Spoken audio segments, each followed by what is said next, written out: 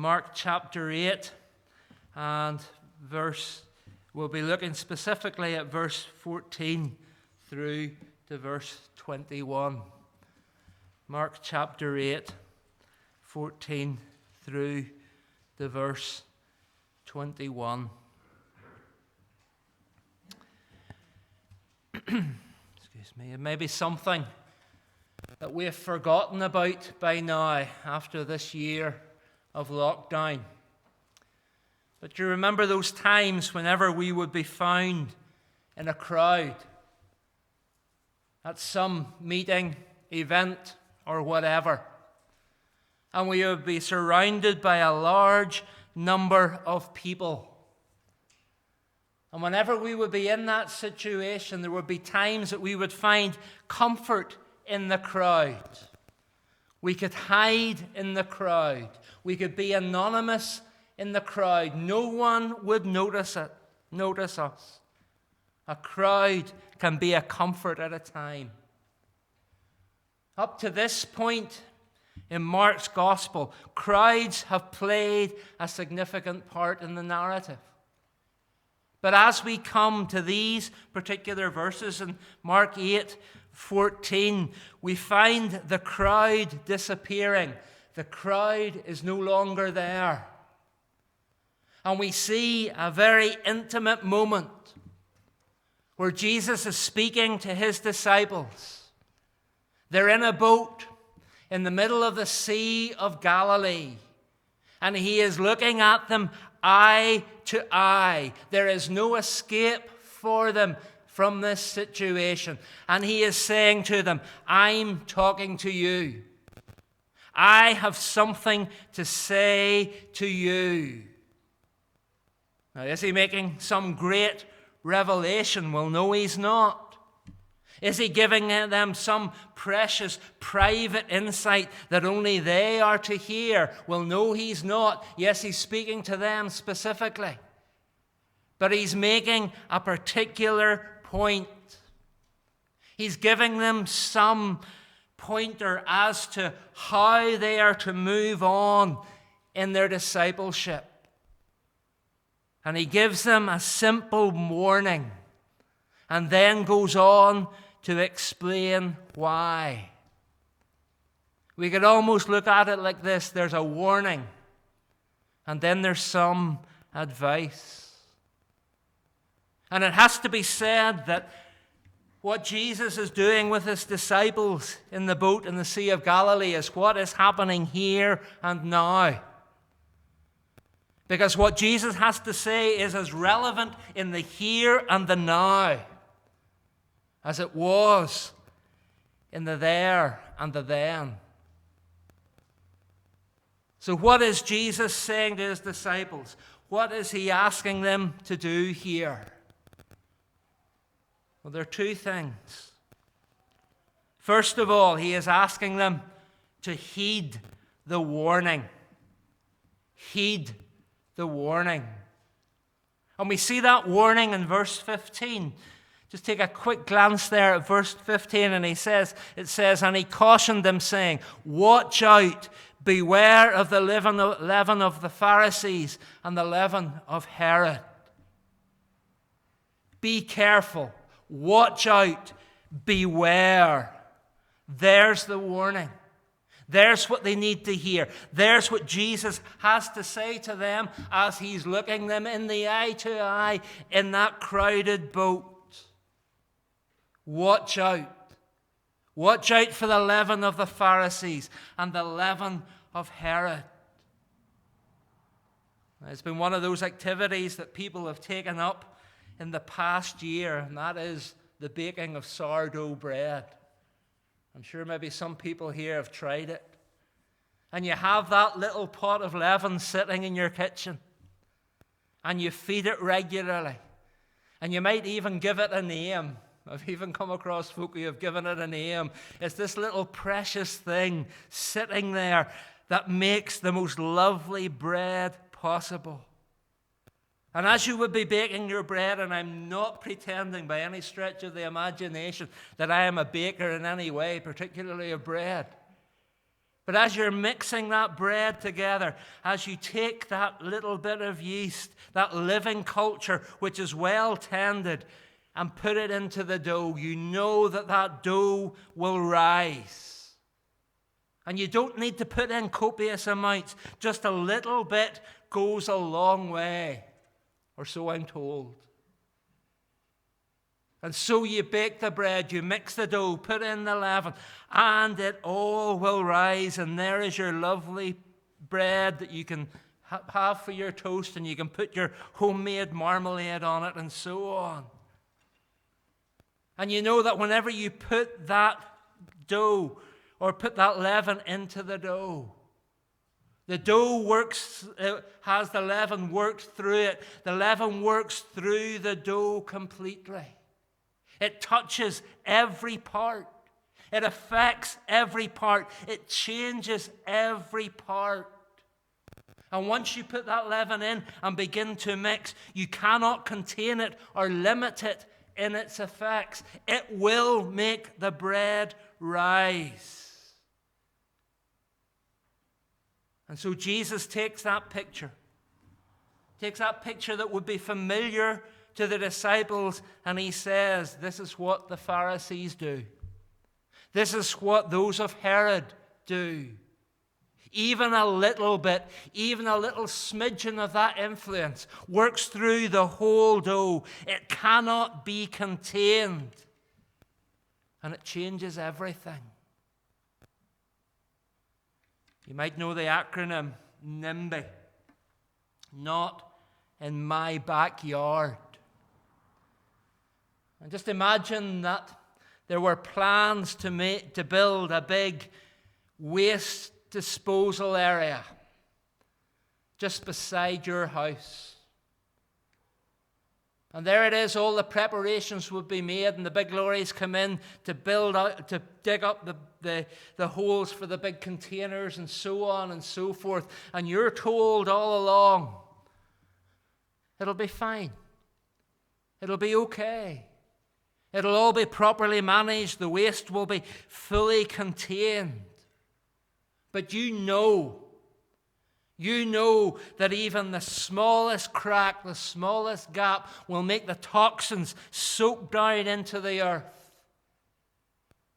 Those toxins will enter the water table and may poison all that is around. The waste cannot be contained. In effect, that's what Jesus is saying about what the Pharisees and those of Herod are doing. Once it gets in there, once it begins to work, it cannot be contained. It cannot be held. It will have an influence. And if that's something that the disciples needed to hear in their day, it's something that we need to hear today too. If we were to look at the Pharisees superficially, we could say that the motivation that they had was good. They wanted to be holy. They wanted to be able to stand before God and say, I am righteous. To them, holiness was everything. And so what did they do? They made those lists of rules that said, well, here's how to be holy. Here's what you have to do to be holy. And you could say, well, what's wrong with that? They were going to protect themselves, build a wall around them so that nothing would pollute them. For those of Herod or the Herodians, there was something else going on. They were looking around and they were saying, well, here's how to live in security. Let's compromise with the Romans. Let's do what the Romans say. Let's take that benefit. Let's enjoy life. Sure, you only live once. And if we went back to Mark 6, verse 21, we would see there the story of Herod having the banquet. And verse 21 mentions about the banquet being for the high officials, military commanders, and leading men of Galilee. And at the end of that banquet, because there was much drink taking and because of the lecherous thoughts about a young girl's dancing, John the Baptist lost his head. Those are the Herodians. So Jesus says that little bit of yeast from the Pharisees that says, well, I can be holy in this way, be warned of it. Or that other piece of yeast of the Herodians which says, sure, don't take things too seriously. Just get on with life. Take it easy. That works through the dough too, and that changes things. And so Jesus says to them, be warned. Be warned. And what's the problem, we ask? The Pharisees could say, well, are we not to be holy? Are we not to live peaceful lives? And Jesus is reaching down and he's into them and saying that no, that's not the problem. The problem, as he says to the disciples, is you have hardened hearts. That yeast, that influence is already there. And he's already taught about the whole matter of the defilement. It's not what's on the outside that defiles someone, it's what's on the inside. And you see, the issue is this, that we can take on things in which we can make ourselves seem holy. We can set a standard that says, yes, this is the standard of holiness that I have to stand by. This is the standard that makes me righteous. And there's something deep within the human heart that allows that to happen. No matter how anarchistic somebody might be, and how liberal or whatever somebody might be, there will be some rules that they're following. There'll be some measures by which they say, I'm all right. I'm doing that. I'm okay. That's the nature of sinful man, and that goes right to the very heart of our being. And Jesus says to his disciples, don't get caught up in this. Don't be caught up in that matter of thinking you're okay on your own. Be warned of this living. Be warned of what is going on. And we have a sign of what was happening in the Pharisees, in the minds of the Pharisees, back in verse 11, where we see the Pharisees asking Jesus for a sign from heaven. Are you really who you say you are? Are you really this prophet? Are you really the Son of Man? Prove it. Show it to us. Give this sign from heaven. And what they're actually doing there is looking at their own rules, which basically said that if somebody says they're a prophet, they have to have a sign from heaven to prove it. So they're taking those rules that they had for themselves and they're placing them upon Jesus. That those rules are the defining factor. And here's the issue with these man-made rules. Once these man-made rules become the standard by which holiness is measured and through which fellowship can be enjoyed, the leaven is there. The leaven is living. It's working through the dough, and it cannot be contained. And that's the issue with this. It cannot be contained. So Jesus says, be warned. Be warned. If there is any danger of that view coming down to a narrow and a narrow focus and a narrow view, we need to be worried. We need to be concerned. We need to be very careful that we don't become like the Pharisees and say, well, why, Jesus, do your disciples eat with unwashed hands? The rules don't allow it. And we need to be very careful that we don't come to the position of saying, well, why do you mix with publicans and sinners? Do you not know the rules? Those rules come in and cloud out what the truth is and what the truth should be and how it should be expressed. We know that it's not a difficult thing if we want to validate some behavior or something that we do. We know how to excuse ourselves. We know how to argue out of that problem.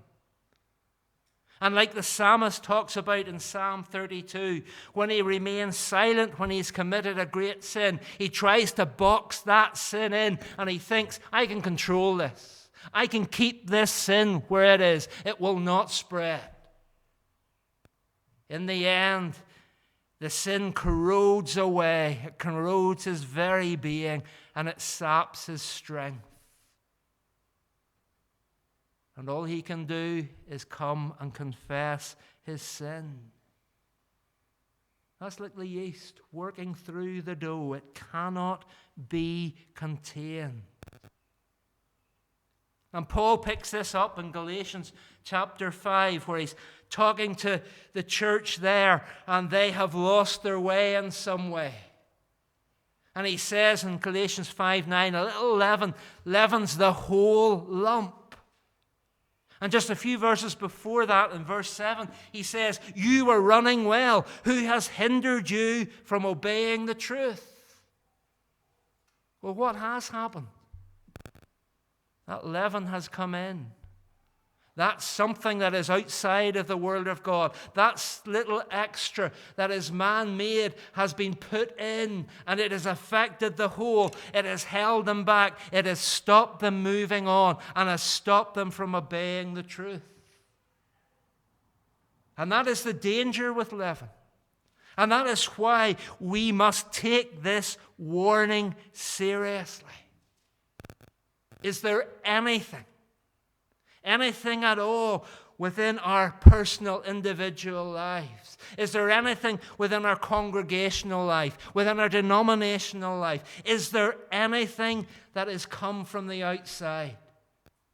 Anything that has become a mark of holiness that has caused us to look differently on one another? Is there anything that has come in that causes us to not want to share fellowship with someone? Because that is leaven. And that cannot be contained within itself. It will spread and it will affect the whole. And do we want to be in the position of the church in Galatia that Paul says, you were running well. Who has hindered you from obeying the truth? This needs to be taken seriously. In every congregation, in every situation, we need to heed the warning that leaven cannot be allowed to exist and cannot be allowed to spread. Heed the warning. But Jesus doesn't leave it there. He goes on to explain things. He goes on to say, well, this is how you should be looking at things. So we're to heed the warning, but we're also to have this outlook. We're to have this outlook.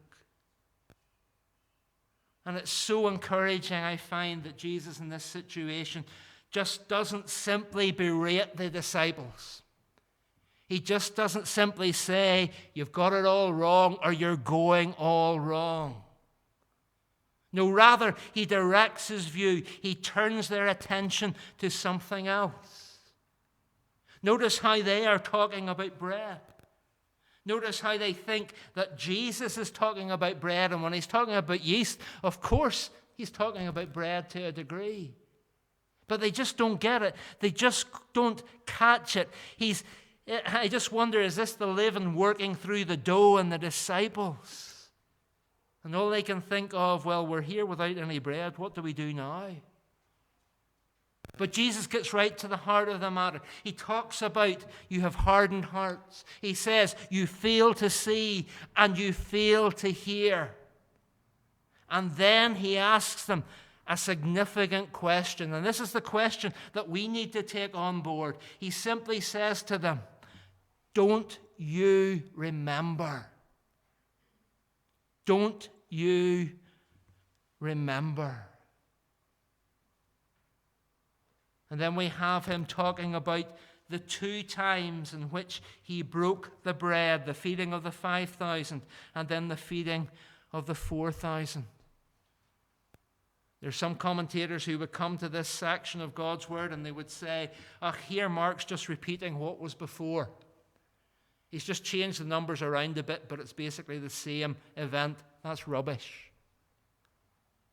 Because Jesus makes the specific point, and the point is this. What was going on when I was feeding the 5,000? What was going on when I was feeding the 4,000?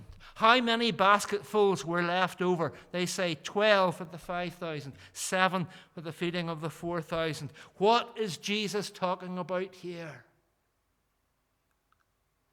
Jesus is not talking about some uncooked dough with yeast, which cannot satisfy, which is something that is not bread in itself. It is yet to be bread. He is talking about a bread that is complete, that is full, that is utterly satisfying. Something that does what it should do. It feeds and it fills. The Pharisees and those of Herod are just interested in the yeast. That's all they want. That's all how far they want to go. But Jesus is saying, remember what I've done. I have provided bread. I have given bread that fills and that satisfies. This is what you are to look for. This is what you are to look to. Not some petty rule. Not something that will just simply disappear. You want the bread that is life. You'll know that I live in a family of bakers. As I've said, I'm not one of those bakers, not by any stretch of the imagination. But it's just fascinating to watch that process go on as something's baking in the oven. And the testing that goes on in terms of that skewer goes in, and if it's clean, then it's cooked or whatever. But any dough on that, anything on that skewer, no, that needs to stay there for a bit longer. I hope I've got that right. I see a few people smiling at me as I speak. But you know what I mean. That whenever something is good and something is ready, something is cooked, you know it is. And you look forward to eating it. You look forward to taking it.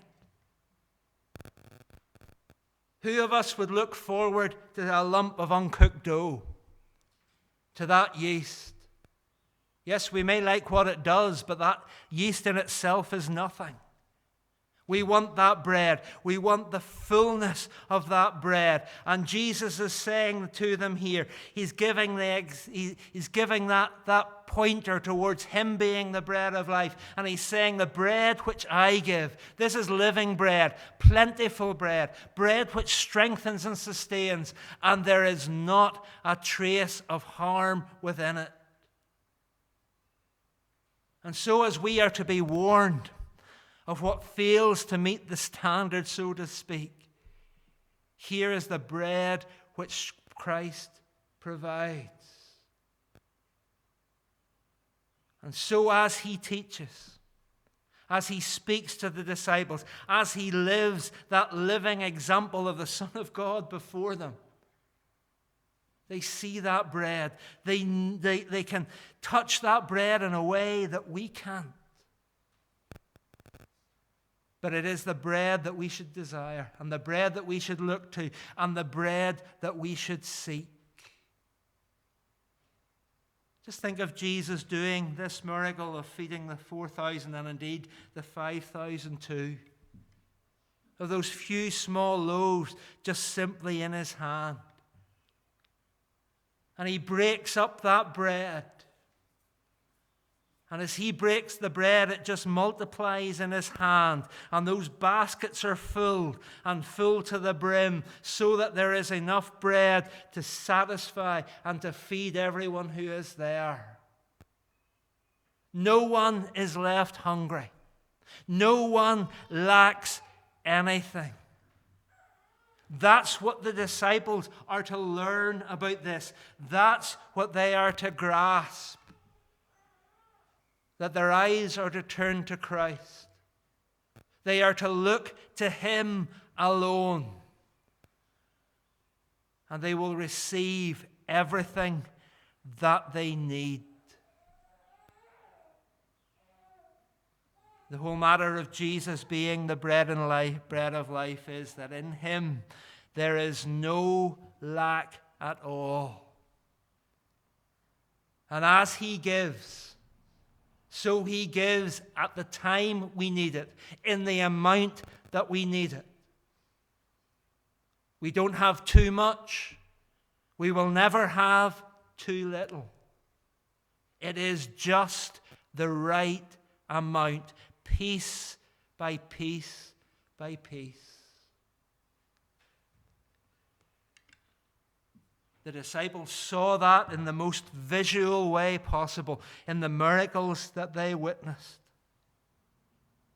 And as we look at this, we think of Christ and we think of Him performing this miracle. And what we must understand from that is that if we have the bread of life, which is Christ, we need nothing more. We don't need to listen to anybody else. We don't need to make up things on our own. We have the bread of life, which is Christ Himself. And it's to Him and to Him alone that we must look. Jesus here emphasizes that important matter of remembering. And don't we know all about remembrance in Northern Ireland? Here we are in the 100th year, the centenary anniversary of the founding of Northern Ireland. And of course, people are talking about, well, we could remember it in this way and that way. Remembrance is something that comes to us. And as we remember things, we call things to mind. We give consideration to things. And so what Jesus is saying here is give consideration to what I have done and give consideration to me. In the past year, haven't we been distracted so much? Haven't we been caught up thinking in so many different ways because all those things that we considered solid have been shaken in the past year? And in the providence of God, we must say that they're being shaken by the one who is sovereign for a reason. And just perhaps that reason is this: that we are being taken to a position where we must do this thing of remembering Jesus, of not taking things for granted, not taking church and fellowship for granted, not taking one another for granted, not taking the declaration of His word for granted. We have been shaken. And so what we need to do is to heed the warning, yes, but we need to remember Jesus, what He has done and who He is. And whenever we are distressed and shaken by events around us, that's hard, isn't it? We do go naturally to our own thoughts and think, well, this is our way through it. This is a way out of it. But what we should be doing is turning always to Christ, looking to Him, and knowing that His bread is the bread that satisfies. His bread is the bread that gives life. So let's not settle for some uncooked dough when we can enjoy the bread of life. Let us not settle for anything that is second best and transitory, whenever we can enjoy fellowship one with the other for all of eternity. and how we need to raise our eyes up from the circumstances we face and look to him and remember him, and remember that even at this time, he provides. He gives the sustenance. He gives the bread. He is the sole provider. Perhaps it is that we need to change our outlook, and we need to look to him. As I've said, whenever Jesus is speaking to his disciples here, this is in the most intimate of places. In that boat, in the middle of the Sea of Galilee, eye to eye. He's looking them in the eye as he's saying this. As Christ is looking you in the eye tonight, what's he saying to you? Is there a warning that you need to heed, to watch that leaven, that influence that is bad, that is working through the whole dough? If that is the case, you need to change your outlook. You need to look to Jesus. Look to him alone. Remember the works that he has done.